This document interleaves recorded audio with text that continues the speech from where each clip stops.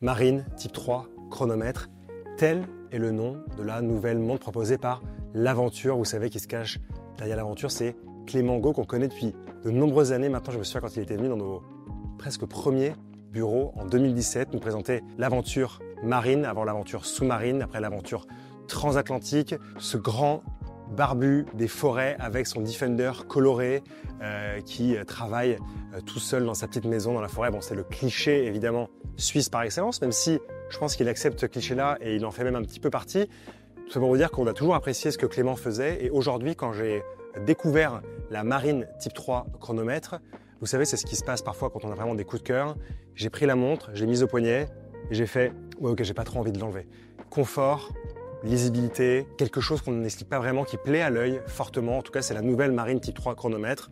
Il y a eu du chemin qui a été parcouru par Clément depuis 2017 et je vous en parle aujourd'hui, c'est seulement sur les Rabilleurs.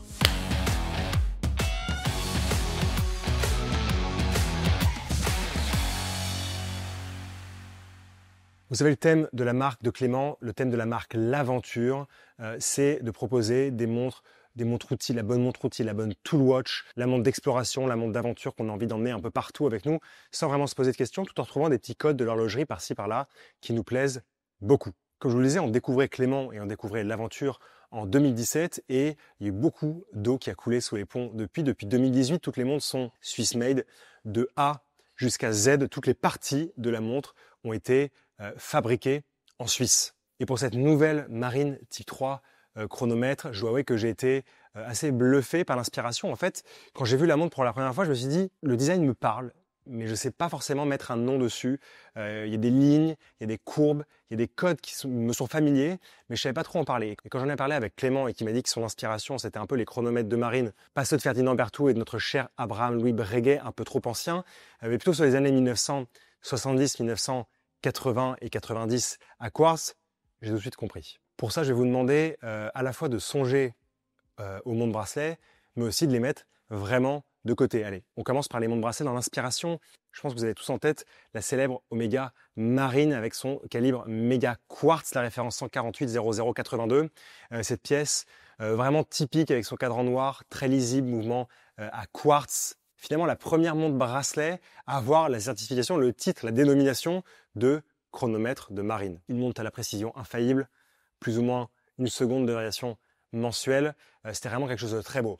Mais en fait, cette Omega Marine, elle se place dans une mouvance plus grande de chronomètres de marine de nouvelle génération, je puis dire, de ces années 1980. J'ai beaucoup d'images en tête, ou bien des chronomètres gigantesques qui étaient à bord de célèbres bateaux. Je pense évidemment à Auricost, avec des outils de marine. C'est pas qu'un chronomètre, il y a à l'intérieur beaucoup de choses différentes, beaucoup d'utilités différentes, notamment la possibilité d'envoyer des signaux de radio, etc., etc. C'est le truc, c'est un monstre, c'est Auricost. C'était sur le porte-avions Charles de Gaulle. Je pense par exemple à Patek Philippe, et ça vous en doutez pas forcément, qui a fait des chronomètres de marine un petit peu gigantesques, en tout cas des outils pour les professionnels de la navigation, autres que des petites boîtes avec une horloge dedans. Mais on trouve aussi évidemment ces boîtes de chronomètres de marine qui s'inspirent évidemment des chronomètres de marine qui ont plus de 2 siècles, mais qui sont à quartz, qui sont thermocompensés, qui sont extrêmement précis. Évidemment, on pense à Omega qui les a fait, on pense à Patek Philippe et à beaucoup d'autres. Le design était très simple. Vous avez une petite boîte en métal, en bois pour la Omega Marine, parce qu'elle a aussi existé en version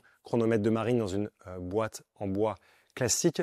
Et vous avez surtout un cadran noir, des traits de minuterie blancs, des aiguilles blanches, souvent des mentions, des écritures blanches. Tout était très simple, mais en même temps très beau. C'est exactement l'inspiration voulue par Clément pour la nouvelle L'Aventure Marine Type 3 chronomètre. Pour cette nouvelle édition, on parle de 2 pièces.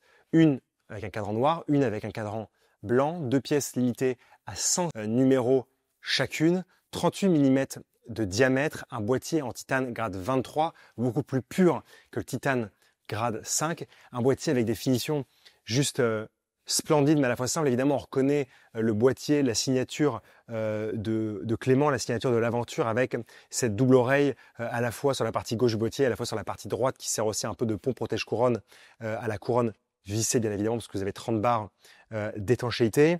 On va avoir cette chute au niveau du bracelet, un léger chanfrein et une finition en fait qui est assez bien bossée par l'Aventure, une finition sablée mais extrêmement fine. En fait, c'est même pas sablé, c'est c'est une finition titane 23 assez pure, je dois dire assez simple.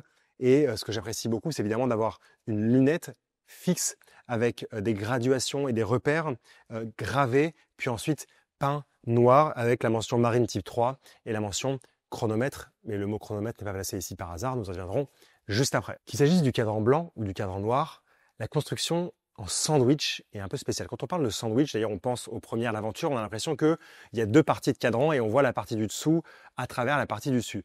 Ici, c'est pas vraiment ça ce qu'a voulu exprimer Clément, c'est qu'on a une partie double de matière. À la fois une partie supérieure pour le cadran blanc en résine à base de poudre de céramique, complètement luminescente, et en dessous on a une partie en fer doux. Tout ça pour vous dire qu'en fait le mouvement est protégé dans une cage de Faraday, une cage en fer doux au niveau du mouvement, sur les côtés du boîtier, les portes opposées, on se croirait vraiment dans un avion.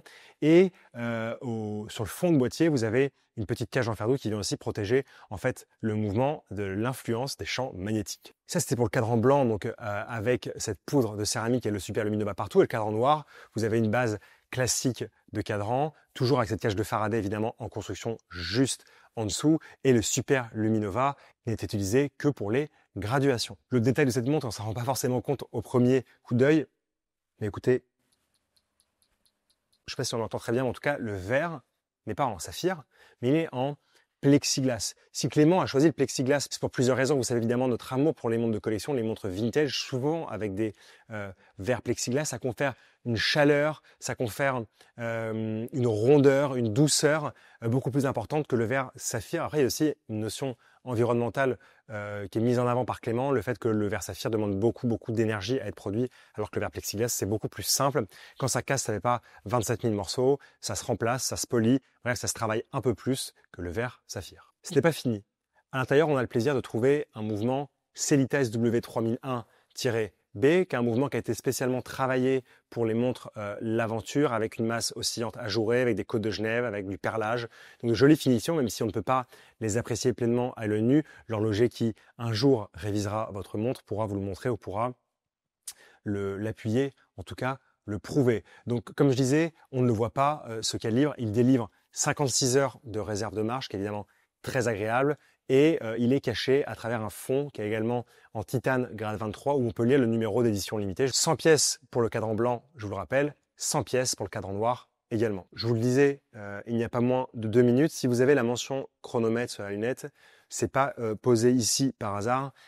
C'est vous avez quand même une certification par le contrôle officiel suisse des chronomètres ou COS. Vous avez le feuillet avec le numéro de montre, les tests, les différents résultats du test pour chaque mouvement envoyé au COS, que donc l'Aventure Marine Type 3 chronomètre est bien un chronomètre. J'ai personnellement un coup de cœur important pour la pièce avec son cadran blanc, ce cadran où on découvre au centre la partie avec le tour d'heure en chiffres arabes, la minuterie avec des traits noirs, plus important évidemment toutes les 5 minutes et le plus à l'extérieur possible, en chiffres arabes toujours, les repères de minuterie. Ce qui est aussi très important, c'est d'avoir des aiguilles noires qui vont vraiment se détacher du cadran, je vous rappelle, qui est complètement luminescent, l'obscurité venue. Si vous ajoutez à cela le fait d'avoir un bracelet élastique sur une montre en titane grade 23, vous avez une pièce qui ne pèse absolument rien, une pièce qui est pleine de petites innovations, pleine de petites technologies. C'est vraiment un joli bijou, je dois dire. On ne s'attend pas parce que la montre est très technique, mais tout d'abord, pour les amateurs d'horlogerie, on a vraiment ce côté chronomètre de marine récent, les années 80, qui en fait nous saute au visage. On a quand même l'identité de l'Aventure dans la forme de ce boîtier. On a beaucoup de légèreté, beaucoup de confort, 8,90 mm d'épaisseur si on ne compte pas le plexiglas cheminé, qui est finalement pas très épais. On a vraiment une montre qui est très fine, on ne la sent pas au poignet. Et j'avoue que le bracelet élastique est très confortable et surtout il est très qualitatif, ce qui est assez rare pour un bracelet de ce genre. Peu importe, les nouvelles l'Aventure Marine Type 3 chronomètres sont disponibles au prix de 4 200 francs suisses à partir de maintenant. Je vous rappelle, dans une édition limitée de 100 pièces pour chacune des montres. Vraiment un très très joli coup de cœur. On voit qu'il y a du, comme d'habitude avec Clément, beaucoup de travail qui a été mis, beaucoup de cœur. Il met du temps à sortir ses pièces. Tout est réfléchi, tout est beau. Du plexiglas au bracelet. Je dois dire que c'est une nouvelle démonstration de quand on prend le temps, c'est souvent bien fait. Et c'est pour ça que parfois l'horlogerie devrait se donner des cadences un peu moins soutenues. Clin d'œil. Chers amis, c'est tout pour moi aujourd'hui. J'espère que cette nouvelle vidéo vous a plu. J'espère que cette nouvelle aventure vous plaise. N'hésitez pas à mettre en commentaire votre avis qui nous importe toujours. Vos questions, si vous en avez, n'hésitez surtout pas. On vous aime et on vous dit à très bientôt pour une prochaine vidéo. Évidemment, ça va de soi. Merci.